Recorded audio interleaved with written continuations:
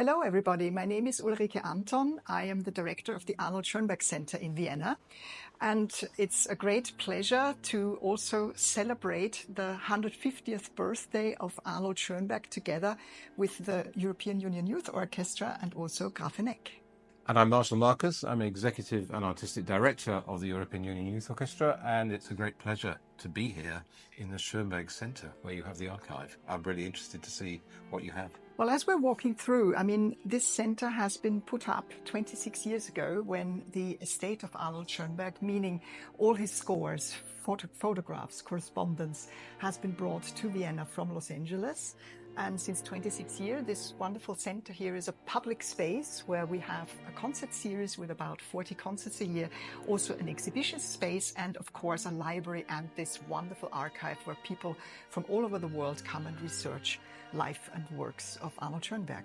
It's just an incredible inspiration as I'm looking at all these amazing scores, and I know the extraordinary variety of artifacts and memories you have here. It's really the Schönberg World Center place. And it's fantastic for the European Union Youth Orchestra. You know, we're about 140 members from 3,500 auditionees from 27 EU member states. So it's an incredible kind of convergence of Europe here in Vienna to the center of young musicians, and for this wonderful day that we're going to do of Schönberg's music across 4 centuries. Yeah, and also with this project that we can introduce the students from the orchestra to the works of Schönberg and also combining these works with other centuries. That was, of course, something that was really appealing to us, and that's why we immediately said yes to the project when it came about. And also the goal, of course, is the Arnold Schoenberg Center is doing a lot of cooperations this year. And so for the second half of this year, we have about 50 different partners, and one of them is your orchestra. Yeah, well, we were incredibly pleased, obviously, with our home in Grafeneck, to make this kind of triangle of partnership with Grafeneck, with the centre, and with the orchestra.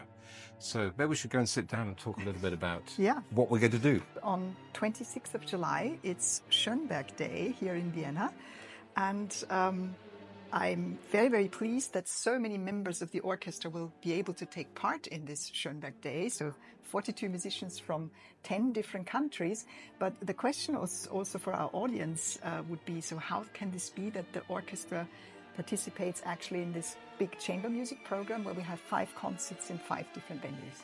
Yes, well, it's one of the great advantages of this orchestra. We've got over 100 players down the road in Grafeneck, our home where we're rehearsing.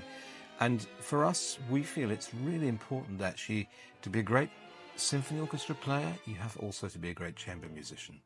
So we see this as actually an integral, it's not an add-on, this isn't for us an integral part of our work. So that when you talked about this possible opportunity to mark the Schönberg 150th anniversary, we took it straight away.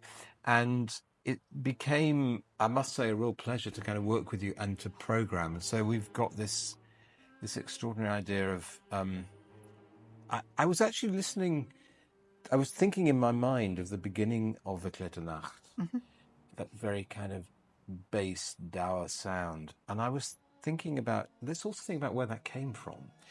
And in my mind, I heard Brahms Sextet, which the scherzo of the second sextet, which ends in a very upbeat way. And then it's like, okay, now let's just think about this modern century we're about to enter, because of course it was 1899. And that just gave this idea of thinking Schönberg is always related so much to his contemporaries, and you kind of zone in there. And I was thinking, actually, well, there is that wonderful comment, I can't quite remember the words now, but he had that comment about the importance of understanding where you've come from. And he didn't repudiate his earlier works, did he? He actually, not at all. He so I think that sense of almost like an eternal present, which we don't have, was really important. And I thought, how far back could you go? And then suddenly I kind of heard the Opus 19, this incredibly spare writing of the 6 little pieces. And I heard Bach. And of course, we've got this incredible, we're going to go to the Hotel Bristol, and we're going to put some of the contrapuncti from the Art of Fugue with the one of those, then one of the little pieces, then another contrapuntal. I just thought that was a kind of perfect marriage, and it's something that got me thinking. You can actually program Schönberg with everything. Yeah, that's absolutely right. And that's specifically what you mentioned, the relation to Bach. Yeah. It's very, very interesting because here at the center we have a score of Bach where Schönberg is looking for the 12 tones and says Bach is the first 12-tone composer. Yes, and you absolutely hear that. And that's why I listened through the Art of Fugue again with the score, and you could see those moments, and I thought, this is the start of a row. Mm-hmm. How would it? So I think this all helps to, democratize. That's not the right word, but popularize Schönberg. There's always been this big thing with Schönberg. The Society for the Music that he did with this idea. Let's go away somewhere and play it. And actually, I know we're celebrating Schönberg 150. I actually think we're celebrating, 100 years from what he wrote in 1924, for example. And it's still often viewed as challenging, difficult. Yeah. So I think, this is a way to open it. Yes, absolutely. And this is also in terms of projects, what the Schönberg Center is so happy about, that we have projects now also where we go outside of the center and where we reach a lot of people who probably have not been in contact with Schönberg's music. And also our current exhibition on Schönberg has to do with how emotional the music is, and sort of bringing that across.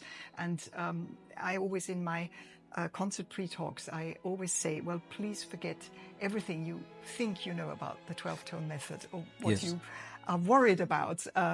Please forget all about that and just listen to the music, listen to the colors, listen to the sounds, listen to the expression. And this also, by presenting these mixed programs, this is going to be wonderful for the audience to discover that. Yeah, you mentioned two really important things there. One is this going out.